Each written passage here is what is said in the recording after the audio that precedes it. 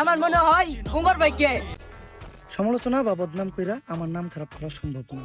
তোমার মতো অনেক পা চাইটা না, অনেক পা হাইটে এই পর্যন্ত আসছি।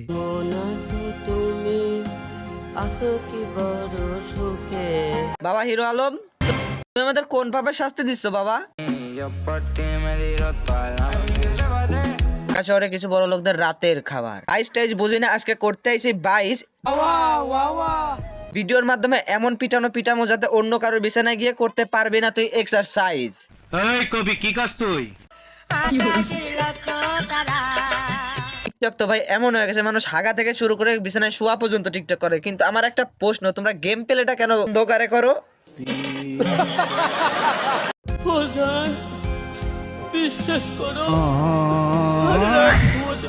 ভাবতেছি ওরে গুড়া কিরমি কি পরিমাণে গুতায়, যার কারণে ও টয়লেটে গিয়ে কোষ্ঠকাঠিন্য রোগে ভুগতেছে। হুদাই নাকি বলে আবার নির্বাচন করবি। নির্বাচনের পরিবেশ একবারে ঠান্ডা হয়ে গেছে মাঠ মাঠ। শালা নির্বাচন করবে এটা যদি জনগণ জানে, তাহলে জনগণের নির্বাচন কমিশনের উপরে জুতা মারবে।